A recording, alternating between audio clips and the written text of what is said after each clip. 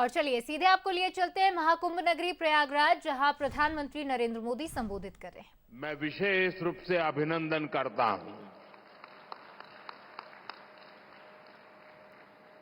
विश्व का इतना बड़ा आयोजन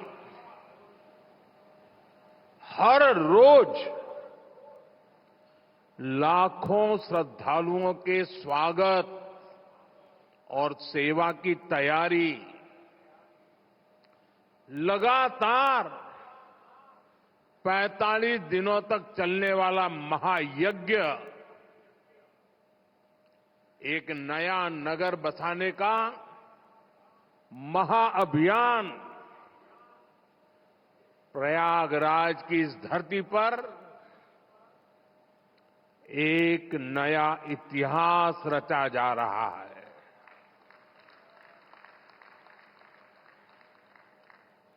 अगले साल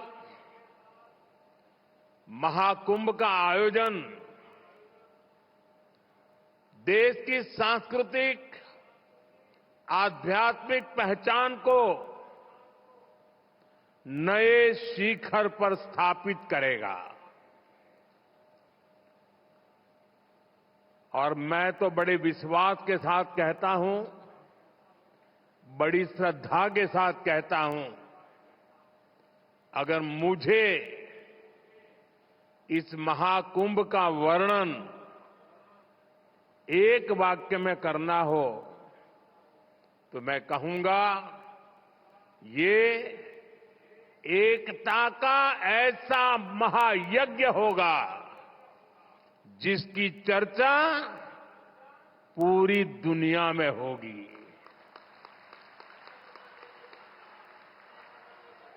मैं इस आयोजन की भव्य और दिव्य सफलता की आप सभी को शुभकामनाएं देता हूं। साथियों, हमारा भारत पवित्र स्थलों और तीर्थों का देश है। ये गंगा, यमुना, सरस्वती, कावेरी, नर्मदा जैसी अनगिनत पवित्र नदियों का देश है। इन नदियों के प्रवाह की जो पवित्रता है, इन अनेकानेक तीर्थों का जो महत्व है, जो महात्म्य है, उनका संगम, उनका समुच्चय, उनका योग, उनका संयोग, उनका प्रभाव, उनका प्रताप, ये प्रयाग है।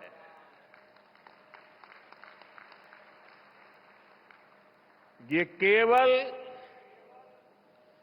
3 पवित्र नदियों का ही संगम नहीं है। प्रयाग के बारे में कहा गया है, माघ मकरगत रवि जब होई, तीरथ पति ही आव सब कोई। अर्थात जब सूर्य मकर में प्रवेश करते हैं, सभी दैवीय शक्तियां, सभी तीर्थ, सभी ऋषि, महर्षि, मनीषी प्रयाग में आ जाते हैं। ये वो स्थान है जिसके प्रभाव के बिना पुराण पूरे नहीं होते। प्रयागराज वो स्थान है जिसकी प्रशंसा वेद की ऋचाओं ने की है। भाइयों बहनों, प्रयाग वो है जहां पग पग पर पवित्र स्थान है, जहां पग पग पर पुण्य क्षेत्र है, त्रिवेणीम माधवम सोमम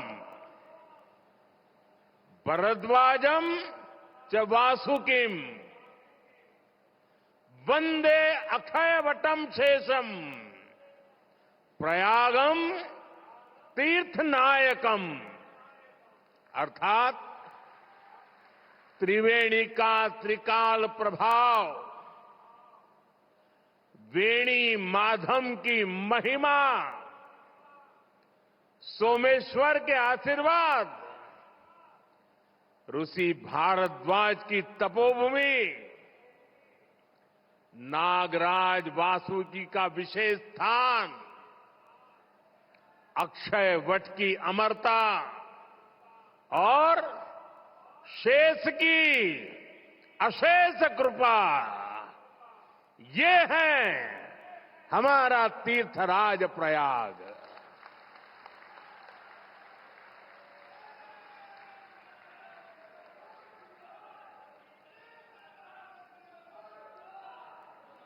तीर्थराज प्रयाग यानी चारी पदारथ भरा भंडारू, पुण्य प्रदेश देश अति चारु।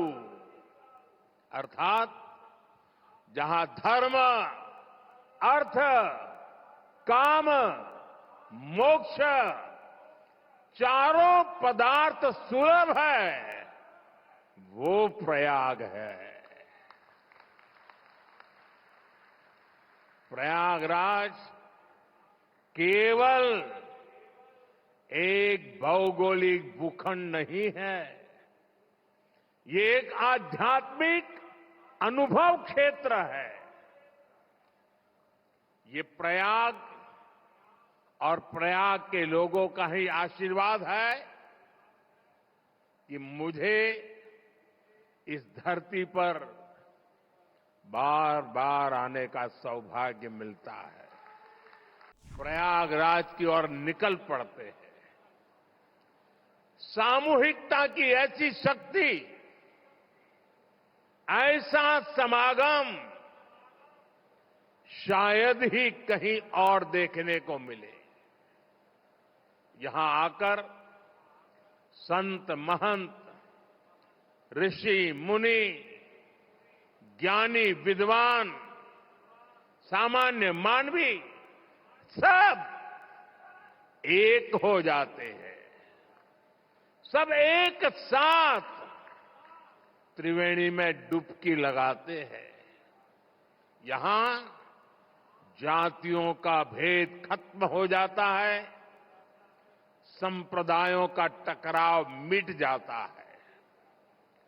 करोड़ों लोग एक ध्येय, एक विचार से जुड़ जाते हैं। इस बार भी महाकुंभ के दौरान यहां अलग अलग राज्यों से करोड़ों लोग जुटेंगे। उनकी भाषा अलग होगी, जातियां अलग होगी, मान्यताएं अलग होगी, लेकिन संगम नगरी में आकर वो सब एक हो जाएंगे। और इसलिए मैं फिर एक बार कहता हूं कि महाकुंभ एकता का महायज्ञ है, जिसमें हर तरह के भेदभाव की आहुति दी जाती है। यहां संगम में डुबकी लगाने वाला हर भारतीय एक भारत श्रेष्ठ भारत की अद्भुत तस्वीर प्रस्तुत करता है। साथियों, महाकुंभ की परंपरा का सबसे अहम पहलू ये है कि इस दौरान देश को दिशा मिलती है। कुंभ के दौरान संतों के वाद में, संवाद में, सार्थार्थ में शास्त्रार्थ के अंदर देश के सामने मौजूद अहम विषयों पर, देश के सामने मौजूद चुनौतियों पर व्यापक चर्चा होती है और फिर संत जन मिलकर राष्ट्र के विचारों को एक नई ऊर्जा देते थे, नई राह भी दिखाते थे। संत महात्माओं ने देश से जुड़े कई महत्वपूर्ण निर्णय कुंभ जैसे आयोजन स्थल पर ही लिए हैं। जब संचार के आधुनिक माध्यम नहीं थे, तब कुंभ जैसे आयोजनों ने बड़े सामाजिक परिवर्तनों का आधार तैयार किया था।